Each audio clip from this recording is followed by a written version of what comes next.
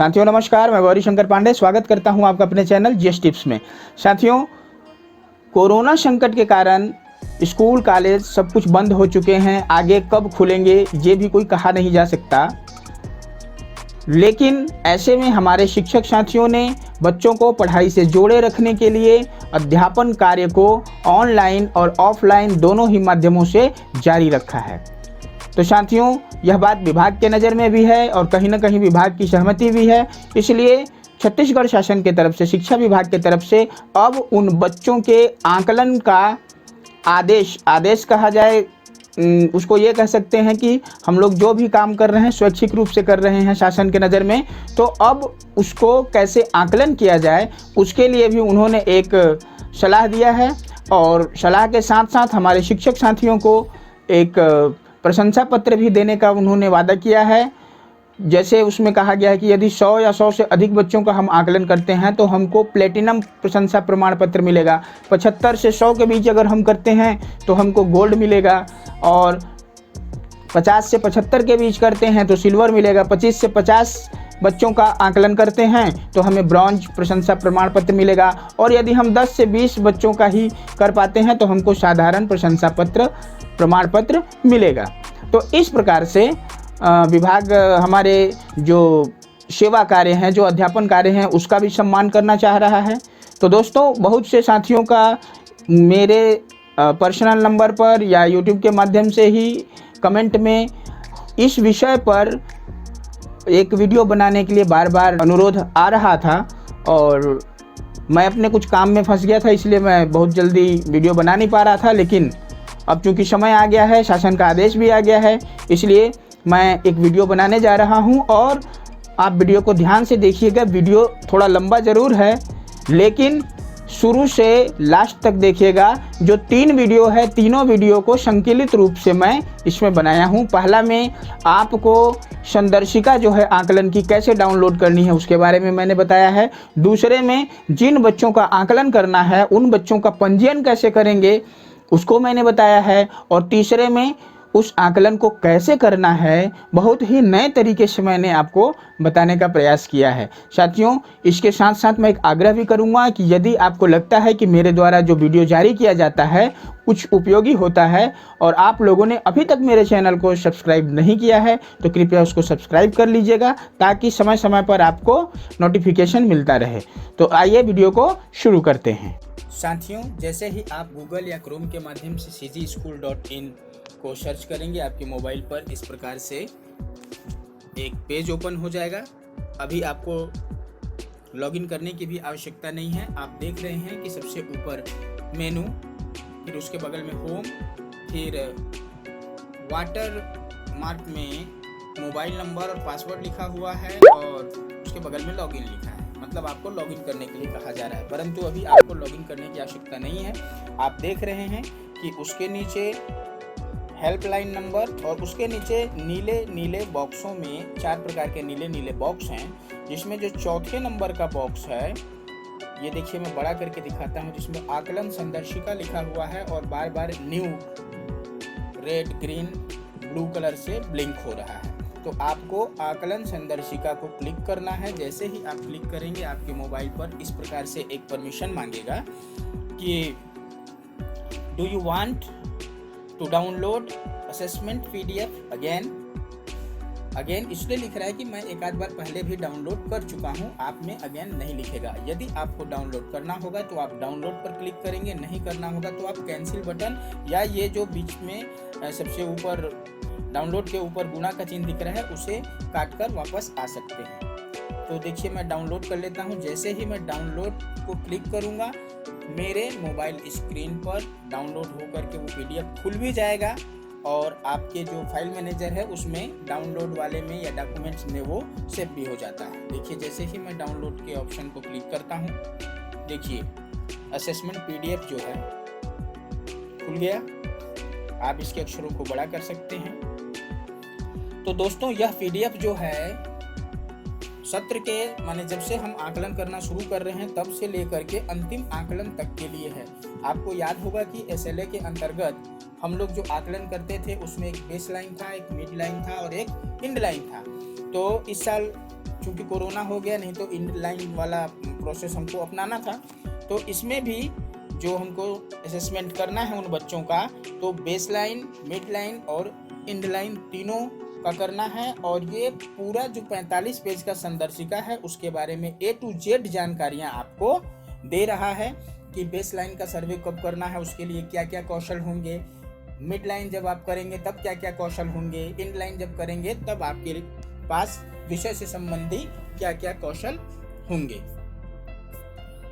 तो इस प्रकार से आप इसको डाउनलोड करके रख सकते हैं।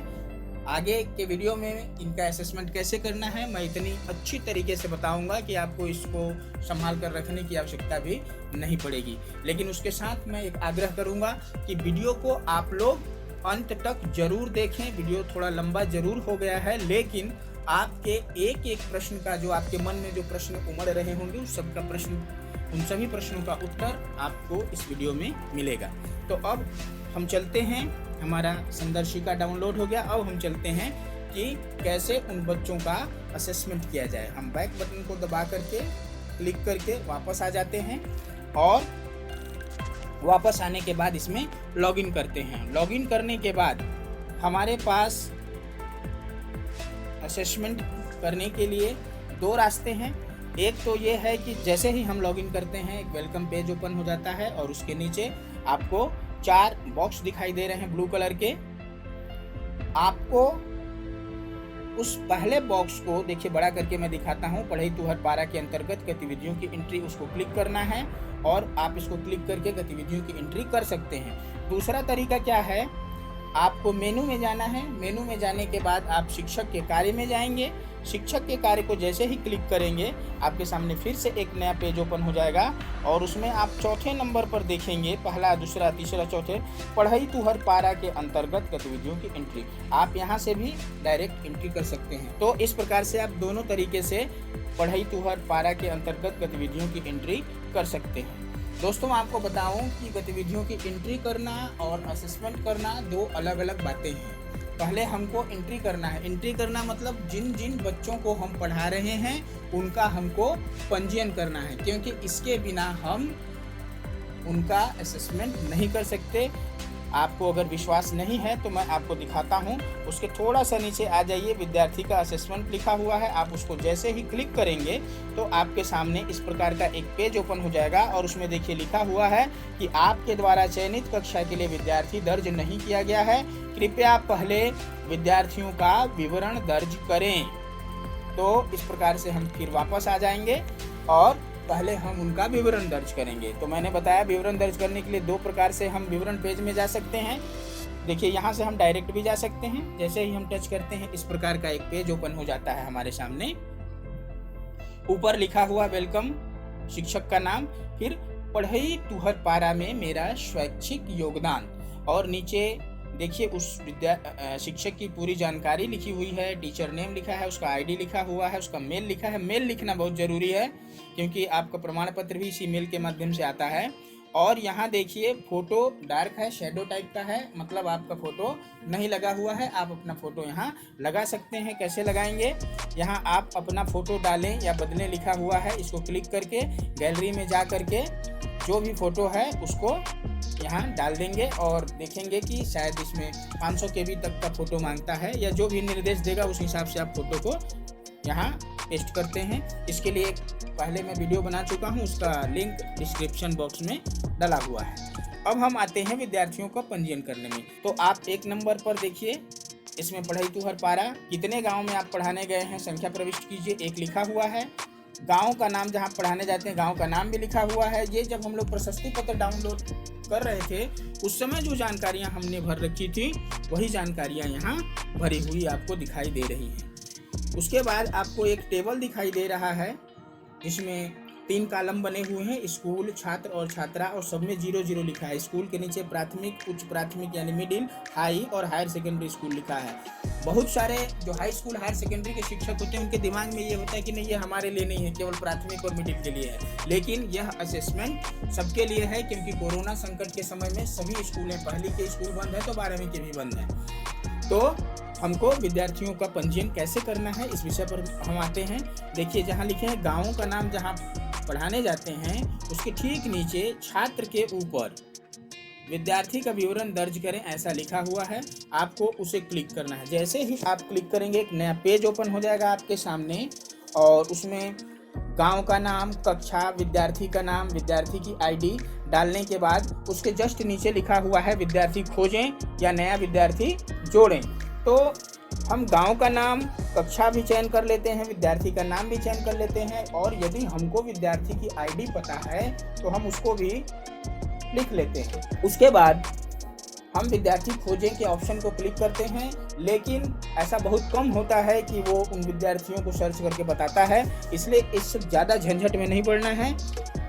सीधे सीधे नया विद्यार्थी जोड़ें के ऑप्शन को क्लिक करिए और जो भी बच्चे आपके स्कूल में माने मोहल्ला क्लास में पढ़ने आते हैं उनकी सारी जानकारियां जो है आपको यहाँ भरनी है। जैसे नया विद्यार्थी जोड़ें, जैसे ही क्लिक करेंगे देखिए यहाँ आ गया गांव का नाम, उसके ऊपर एक ब्लू कलर से क्या है वो वापस जाएं लिखा हुआ है, तो अभी हमको उसकी आवश्यकता नहीं पड़ेगी। गांव का नाम चयन करें। गांव का नाम चयन करने के लिए जैसे ही आप यहाँ सबसे अंतिम में देखिए यहाँ किनारे आएंगे तो आपको एक त्रिभुज जैसा दिख रहा है, उसको जैसे ही आप क्लिक करेंगे उस संकुल में जितने भी ग्राम पंचायत आ रहे होंगे उनमें से आप जहां पढ़ाने जा रहे हैं उसको आप सेलेक्ट कर लेंगे। यदि इसमें वो नाम नहीं है तो आप अदर को सेलेक्ट करेंगे, या यदि आप एक से अधिक गाँव में जा रहे हैं तब भी आप अदर को सेलेक्ट कर लीजिएगा। तो हम लोग अपने गाँव को सेलेक्ट कर लेते हैं। उसके बाद कक्षा का चयन करना है, वैसे ही कक्षा सेलेक्ट हो गया। अब विद्यार्थी के नाम को हम लिखना चाह रहे हैं तो विद्यार्थी को भी हम सेलेक्ट कर लिए। अब जाति के कॉलम में आते हैं। जाति में भी अन्य पिछड़ा वर्ग, अनुसूचित जनजाति, अनुसूचित जाति और सामान्य लिखा हुआ है। हम देख लेते हैं विद्यार्थी किस वर्ग से आता है, उस वर्ग को हम सेलेक्ट कर लेते हैं। उसके बाद अगला ऑप्शन है, देखिए गांव का नाम, कक्षा हो गया, विद्यार्थी का नाम हो गया, जाति हो गया। अब पिता, माता, अभिभावक का नाम पूछ रहा है, ये जरूरी है।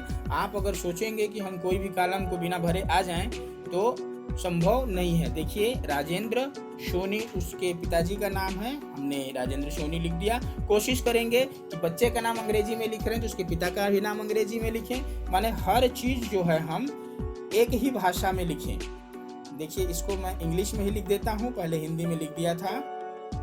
और उसके बाद हम नीचे आते हैं लिंग में। लिंग में देखिए दिखाई नहीं दे रहा, बहुत छोटा छोटा लिखा हुआ, मैं बड़ा करके आपको दिखाता हूँ, बालक और बालिका। तो चूंकि ये बालिका है तो हम बालिका को क्लिक कर देंगे। उसके बाद विद्यार्थी का फोटो। अब विद्यार्थी का फोटो अपलोड करने के लिए यहाँ लिखा हुआ है चूज फाइल। चूज फाइल को जैसे ही हम क्लिक करेंगे हमारे सामने इस प्रकार का एक पेज ओपन हो जाएगा।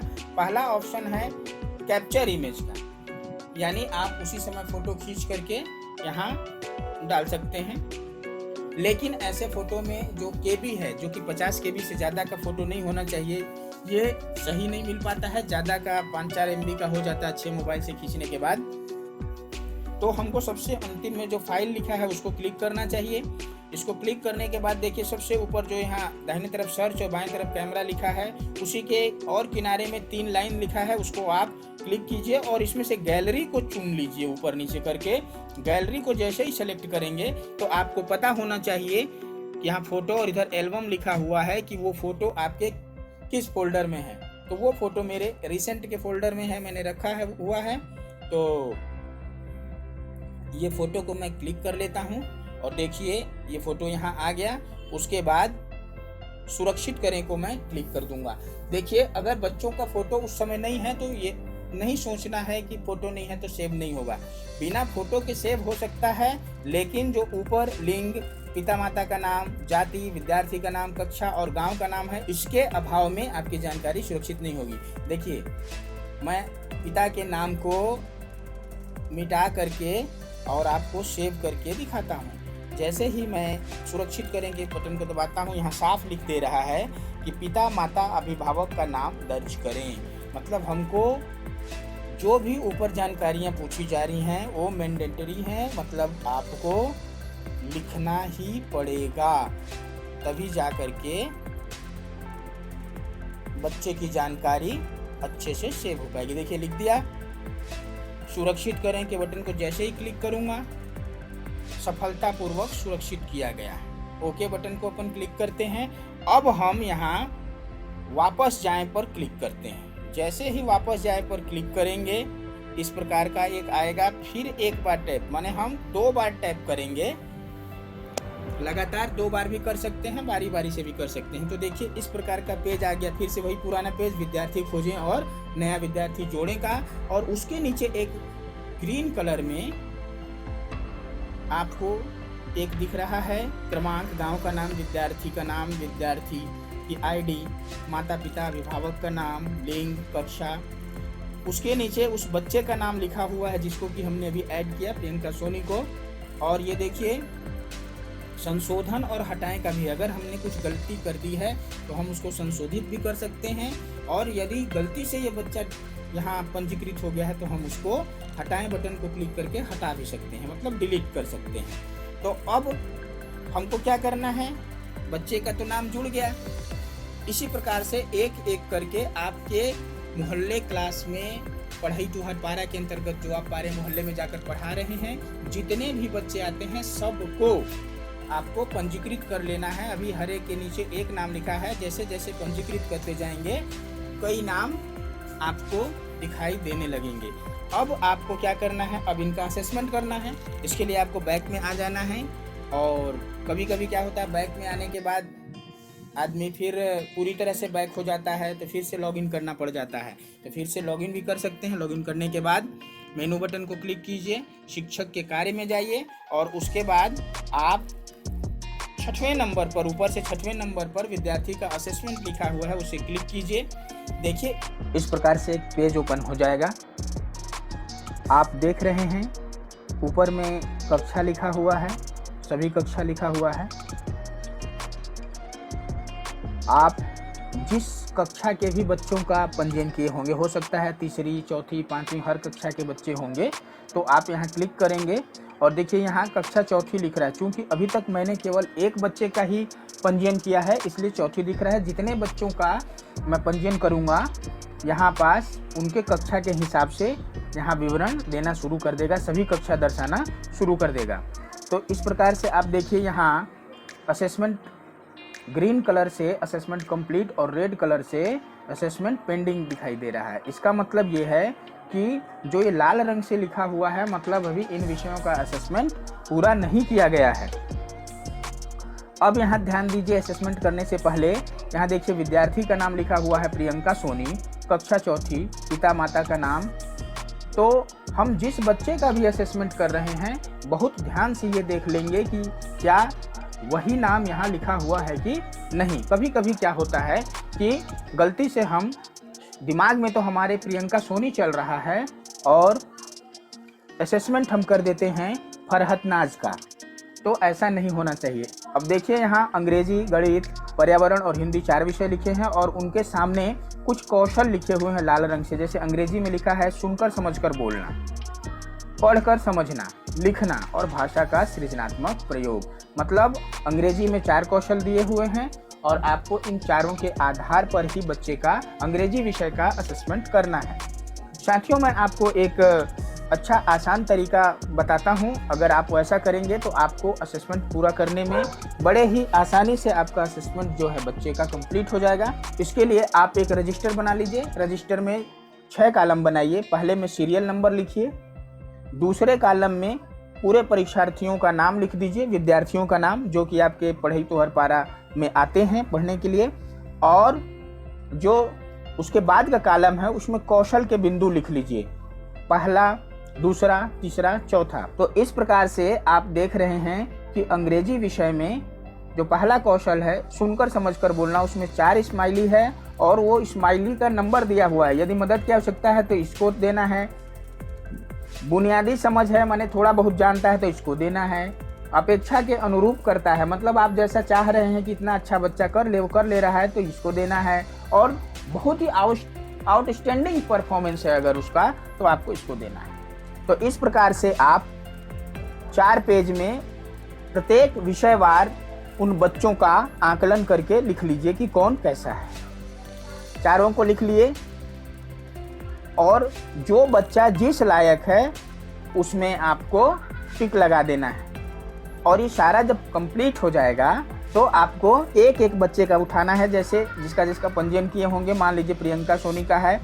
अब आपको कक्षा चौथी अंग्रेजी विषय में जो पहला कौशल है सुनकर समझकर बोलना, उसमें देखिए 4 स्माइली दिया हुआ है। अब आपके हिसाब से वो बच्ची कैसी है, मैं चूंकि पढ़ा रहा हूँ तो मैं जान रहा हूँ कि बच्ची बहुत ही अच्छी है, तो मैं ये चौथे नंबर के स्माइली को टिक कर दूंगा। ये हरे रंग से घेरा बन जाएगा इसमें। दूसरा उसका अंग्रेजी में ही कौशल क्या है, देखिए लास्ट में कौशल लिखा है पढ़कर समझना। ये पढ़कर समझ भी लेती है, तो पहला दूसरा तीसरा नहीं, हम चौथे में इसको क्लिक कर देते हैं। आप जिस बच्चे का करेंगे उसके हिसाब से करेंगे। उसी में अंग्रेजी में जो तीसरा कौशल है लिखना, अगर बच्ची अच्छे से जो भी अंग्रेजी के शब्द हैं उस कक्षा के अनुरूप लिख लेती है, वाक्यों को लिख लेती है, तो आप चौथे नंबर को क्लिक कर दीजिए। फिर इसमें चौथा कौशल है अंग्रेजी का भाषा का सृजनात्मक प्रयोग। तो ये प्रयोग तीसरी चौथी के बच्चे अभी शुरुआत में, चूंकि अभी कोरोना भी है तो बहुत सारे बच्चे नहीं कर पाएंगे, तो इसलिए मैं इसको तीसरे नंबर के स्माइली को नंबर के रूप में इसको देता हूं। तो इस प्रकार से ये अंग्रेजी विषय का देखिए 1 2 3 4 चारों कौशलों का इसका असेसमेंट हो गया, मतलब मूल्यांकन हो गया। उसके बाद देखिए ये अब कक्षा 4 विषय गणित हो गया, गणित का भी वैसे ही कर लेंगे। उसके बाद आपका पर्यावरण हो जाएगा, पर्यावरण का करने के बाद आपको हिंदी का कर लेना है और लास्ट में सेव कर देना है। मान लीजिए कि आप केवल अभी अंग्रेजी का करना चाहते हैं, केवल अंग्रेजी ही पढ़ा रहे हैं, तो आप अंग्रेजी का कर दीजिए। लेकिन मैं आपको सलाह दूंगा कि आप जिस भी बच्चे का असेसमेंट करें सभी विषयों का करें। तो देखिए अंग्रेजी का करने के बाद मैं सेव कर देता हूं, तो किस प्रकार से यहाँ सफलतापूर्वक मूल्यांकन किया गया लिख रहा है। इसको ओके कर देंगे, तो सेव करने के बाद सफलतापूर्वक सुरक्षित हो गया, जैसे आ गया। आप ओके बटन को दबाएं और यहाँ वापस जाएं पर आप क्लिक कीजिए। तो देखिए जैसे ही क्लिक किए आप वापस चले गए और आप अब देखिए कि अंग्रेजी के सामने सब हरे रंग का हो गया है, गणित पर्यावरण हिंदी के सामने लाल है। जैसे ही उसका असेसमेंट कर देंगे वो भी कंप्लीट हो जाएगा। इसी प्रकार से आप सारे बच्चों का पंजीयन कर लीजिए और पहले सबका पंजीयन कर लीजिए, उसके बाद सबका असेसमेंट कीजिए। इस प्रकार से ही आपको बॉक्स दिखेंगे, पहले बच्चे का, फिर दूसरे बच्चे का, उसके नीचे तीसरे बच्चे का, और करते जाइए असेसमेंट और सबको सुरक्षित करते जाइए। तो दोस्तों देखा आपने कि किस प्रकार से हम संदर्शिका डाउनलोड कर सकते हैं, किस प्रकार से हम बच्चों का पंजीयन कर सकते हैं जिनका आकलन करना है, और किस प्रकार से हम आकलन कर सकते हैं। इसके बाद भी यदि आपको कोई दुविधा होती है तो कृपया कमेंट बॉक्स में लिखिएगा और वीडियो को देखते रहिएगा, लाइक कीजिएगा, सब्सक्राइब कीजिएगा और हो सके तो उसको शेयर भी कर दीजिएगा। आपका बहुत बहुत धन्यवाद।